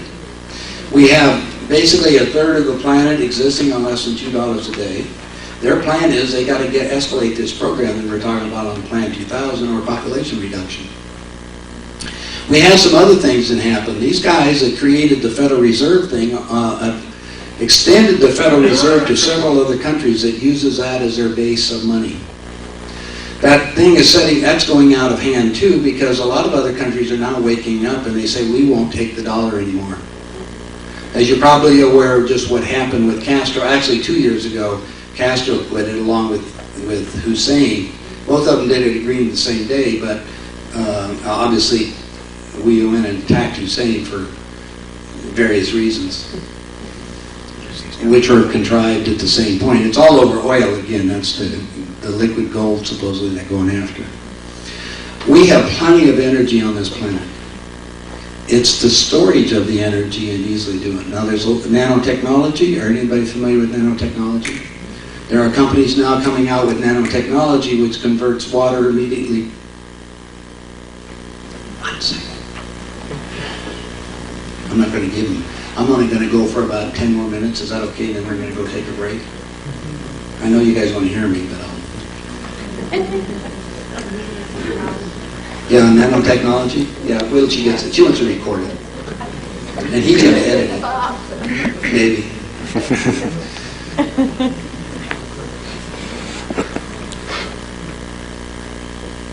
Nanotechnology is it's efficient at about 10%, and we're at 8% right now. Nanotechnology takes hydrogen directly out of the air, and you can run your car on it. And immediately when you burn it, you come back with water vapor. So we have a conversion factor of it. That's a nanotechnology. Magnetic energy, again, I'm going to show you guys in a little while a little magnetic motor, and you're free to go make them. I mean, $3 is what it cost me to make this one. And they're used as basically a trickle charger, so you can build up and make sure you have battery storage. You want to have batteries, and then use an inverter so you can run your house. The next thing you want to look at is take a look at the same thing. If their plans are to reduce the United States down to 20 million, obviously big cities are not a good place. Now, I'm going to talk about economics a little bit more. I happen, since I run around with this group, I happen to have the accounting book for the New World Money System. Dollars out, period. It's going away. And I'll share this, so just so you know what the plans are. Greenspan has got orders to raise the discount rate by 4%. And he's going to ratchet it up, just so you know that's what's coming out. I'm giving you some advanced knowledge of what they got planned for you. The discount rate is only the rates that are traded between the bankers. We already have everybody out of work, regardless of what they tell you. We have all the foreign governments that don't want our money anymore. We have the dollar that's being devalued about 30% against the euro. And the euro is going to collapse too, just so you know. I have in my pocket the new World Bank card. It's a little card that says World Cash. It'll be activated by your thumbprint. Are you guys getting used to putting your thumbprint when you cash the check at the bank yet? Getting ready. Everything's set up. All the signs, the street signs all around the major ones that are going on the highways right now have markings in behind them, and that's to set up for where prisoner camps are being set up, where hospitals are going to be for when they call a national emergency, which is coming up. Now, I mentioned before that we're going to have a major earthquake in California. New York's going to go first. It's coming up any time now. There's five earthquakes that just occurred in Japan. If you go along the Ring of Fire, the whole plate system on the entire planet. What's happening up in Iceland? I spent 3 weeks in Iceland, guys. I walked through there all the way around. That's a big whole island that's just coming apart. They got a volcano that just went off up there. I'm, of course, up in Washington, where we just had some of that going on. I'm not too concerned about the one that's happening right now. It's the other ones that are building up. They talk about Yellowstone getting ready to go and all the rest of it. I can just tell you there's a lot of things going to happen from the weather. However, winds are going to be 350 to 400 miles an hour on the surface of the planet. Now, not all over. So get that out of the way. So you have to make some judgment calls on what you're going to do. I do know that in Mount Baldy, California, winds were 212 miles an hour, sustained for over a week. Both poles the same way. Now that's just the beginning. As the winds start changing and the air temperature changes from hot to cold, it's going to start escalating. Everything is going to start escalating. The Earth changes according to the estimates I get from my extraterrestrials buddies, and by the way, they're here, is that next year is the beginning of what we call real Earth changes are going to begin. Now, there are plans in motion to call a national emergency. You're all familiar with what's coming under FEMA. FEMA basically suspends the Constitution, whatever's left of it, because you don't have much of that. And what you're going to be doing, I was asked when I was in Las Vegas to build an enemy prisoner of war camp. That's exactly what it says. I said, it's enemy prisoner war camp. It's in downtown Las Vegas. It's on the railroad tracks. If I brought a copy of it out at my table, it's in the book Chaos in America, which is in my catalog. You can actually see it and see exactly what it says. I gave it to my friend Ted Gunderson, former head of the FBI chief in Southern California, because he and I we had got involved with another case. You guys remember the big anthrax scare that happened in Las Vegas? God, I did that. Let me tell you what happened. I was very concerned because I have friends. Are you familiar with the triple cocktail that the Russians had developed? This is anthrax, bubonic plague, and smallpox all mixed together, which will be set up. Larry Harris, which is out here in Ohio, gave me some data, and I said, I'm very concerned. And so I said, but I have a friend of mine, I think we can have a way to cure this thing, to get rid of it before it happens. And he said, well, there's obviously one cure, and if everybody would have some tetracycline on hand. Are you familiar with that? You know how you can get it without a prescription? You go to your pet food store. Your dogs, they all get it. You don't need a prescription. Just say, get a bottle. I got a whole bottle, 500 pills for $100. But anyway, to just give you an idea, you don't want to take it because it burns you up. But if you knew that it was out there, it'll arrest it temporarily. Well, we were looking at using this, remember this Royal Rife treatment I was telling you? This is frequency medicine. We have found out that most cancers are viruses, and it's not the virus, it's the excrement that it gives out, constantly that goes out. And when it comes to women, if they're going out, I suggest not to get a mammogram. Mammograms cause cancer. I have a good friend of mine who works on that, and he says, guys, what you want to do is have the women throw away their bras and massage them. So the women will like it, but that'll keep it. So what happens is the halter keeps the lymph tissues and the lymph from flowing around the body, and it builds up and causes a cancer. Does it make any sense to you? Anyway, there's a lot of stuff that's going on out here because we got to kill us all off. That's the whole idea. Make money while we're doing it. So what we're doing is the same thing. We have all the foods. We have everything that's being attacked to us right now, and nutrition is critical. Every one of you should get enzymes in your body. When you're over 25, you lost almost all your enzymes, your production. And every time you cook food over 114 degrees, I believe, the enzymes go away. If you have stress, enzymes break in. And so you're using it up, and what disease is, or distress, disease, is basically what we're creating on ourselves, and we're going to be distressed and diseased in the future. If you get a lot of enzymes, you can probably get your body back to correct some of the deficiencies you think you have. And there's a lot of books on this that are coming out right now. And a lot of changes because of what we are, really. Remember that little picture?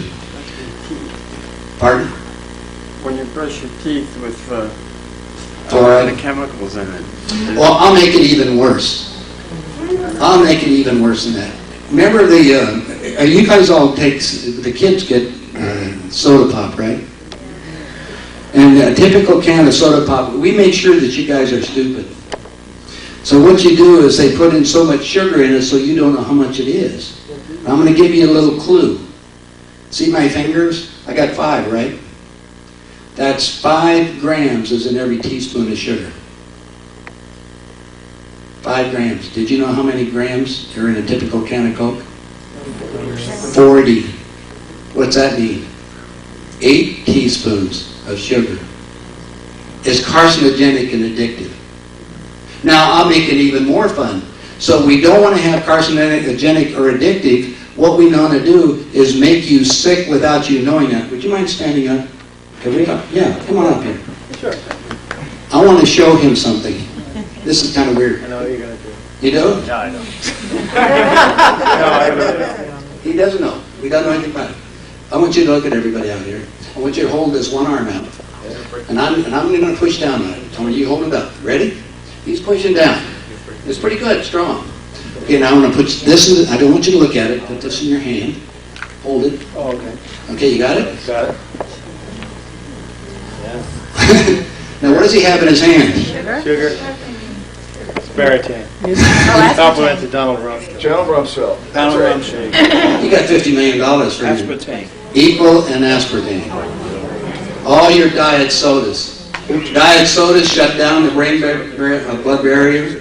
They cause it so you quit thinking. Kids that take a typical 4 cans a day by the end of the school year can't even remember their neighbor's name, and he didn't even know it. You don't know what it's doing to you. It's like, I have a book, it's on the front page of my catalog. There's another one that we have in my catalog. I suggest everybody get it. Your body doesn't lie. Have you seen this book or heard about it?